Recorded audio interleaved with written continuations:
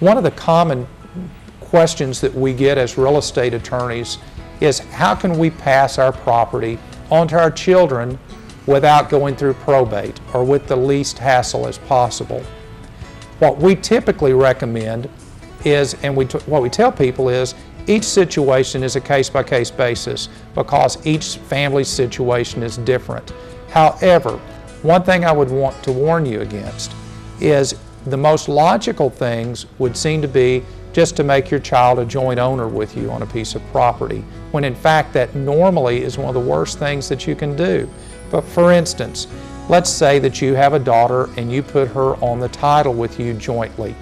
Say your spouse passes away and you put your daughter on the property with you and she owns it jointly with you. First of all, there's no guarantee that you're going to outlive your daughter. So the transfer to joint tenancy with your daughter may really serve no purpose at all.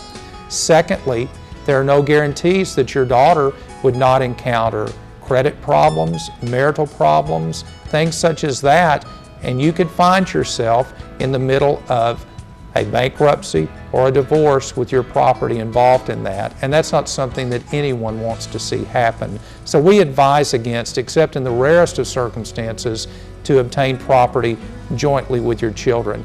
You can do a trust that will avoid probate. You can reserve a life estate in the property that will avoid probate, or you can also do what's called a beneficiary's deed that will avoid probate. All of those options are much better alternatives than making your children a joint owner on a piece of property. Another problem that we see sometimes if parents are just insistent upon putting their children's names on the property, they will sometimes do that and the children may be underage or minors. Under Arkansas law, you must be 18 in order to have the capacity to sign a contract, mortgage, or other legal document. If you put your children on title with you and they are under 18 and you go to sell the property, you have to have a formal legal guardianship set up for the children for them to be able to sell the property. What that does is add unnecessary expense to the sale of your property. So number one, it's not a good idea to add children to your property as joint owners, but certainly you don't want to add underage children. As far as real estate laws are concerned, those are very much state-by-state laws. One law that is somewhat unique to the state of Arkansas is that if you are married, your spouse must always sign the deed and must always sign the mortgage to the piece of property. The purpose of this is the wife, in signing the deed, waives her dower interest in the husband's property, and the husband, by signing the deed, waives the courtesy interest in the wife's property. There is no way around this. When you get ready to sell a piece of property and you're married, both spouses are going to have to sign. So like I said, Arkansas has laws that are unique to its real estate, just like other states' laws are unique to that particular state. That's one law that seems to surprise people. So if you're buying or selling property in Arkansas, you need to realize that there's going to be a certain amount of involvement with your spouse when it comes to signing the documents at closing.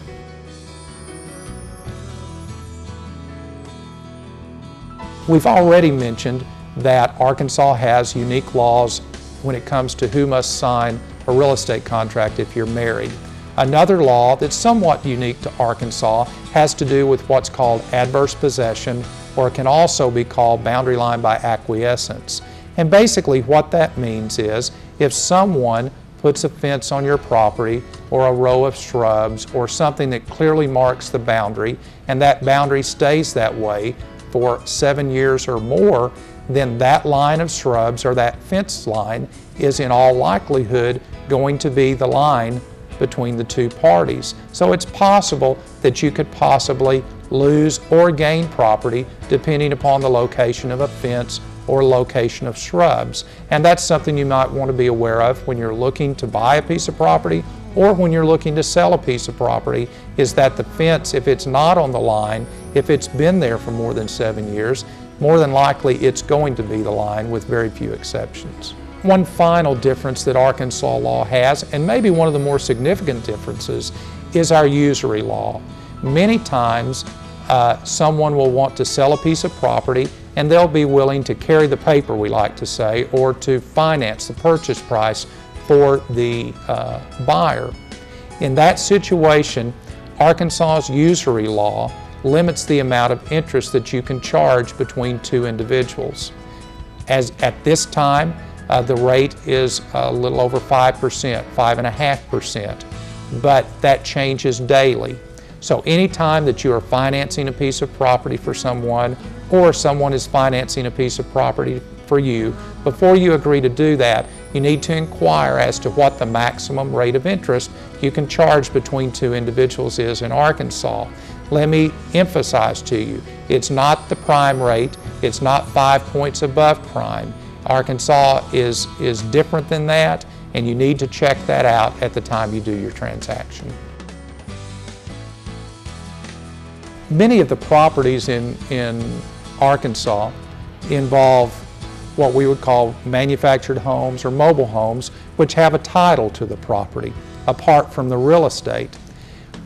In years past, as long as your mobile home or manufactured home was permanently affixed to the real estate, it was regarded to be as part of the real estate, and it was just transferred with the warranty deed to the property. However, recent banking regulations have made it so that you actually have to have the title to the mobile home or the manufactured home at the time you purchase the mobile home or manufactured home. So it's very important that if that is what you are purchasing, that you make sure that you have the title. It's also important that if you are selling a mobile home or manufactured home, that you locate the title. If you cannot do that, there are several procedures that you can go through. First of all, you can go through a procedure to obtain a lost title through the Department of Finance and Administration. There's also a procedure that you can go through the court system with the state of Arkansas to get an order directing that a title be issued to your particular mobile home or manufactured home. Then there's also a procedure that you can go through to get a bonded title on the mobile home or manufactured home also. What I would suggest is that if you are purchasing or selling a piece of property that involves a mobile home or a manufactured home, that you make sure that your realtor is advised of that, or that whoever you are buying or selling from or to is advised of that, and you get the title situation checked out before you get to the date of closing. Because the problem is very solvable, but lots of times there can be delays if you don't think about it before you get to closing.